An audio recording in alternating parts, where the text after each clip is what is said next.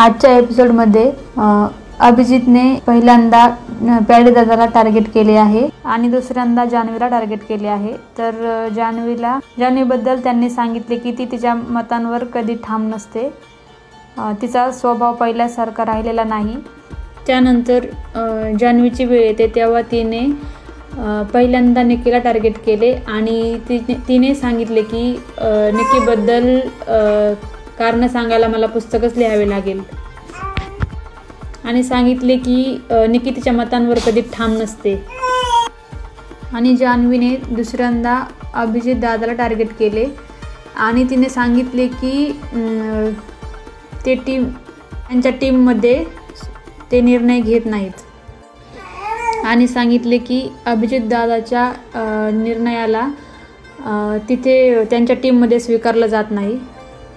त्यानंतर निकीची वेळ आली तर निकीने पहिल्यांदा जान्हवीला टार्गेट केले आणि बोलली की जान्हवी असं बोलली होती की मी जरी नॉमिनेट झाले तरी मी तुला सेव्ह करते, परंतु जान्हवी ह्या निर्णयावर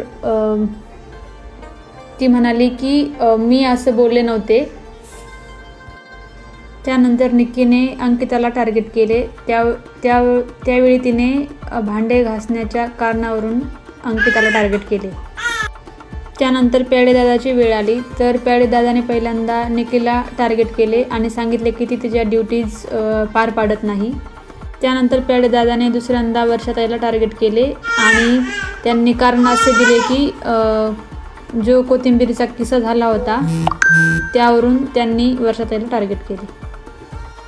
त्यानंतर वेळ आली सूरजची तर सूरजने पहिल्यांदा जान्हवीला टार्गेट केले आणि कारण सांगितले की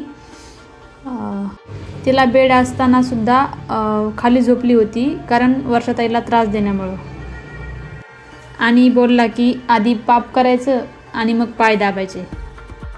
आणि दुसऱ्यांदा डीपी दादाला टार्गेट केले परंतु त्याच्या कारणांमध्ये काही तथ्य नव्हते।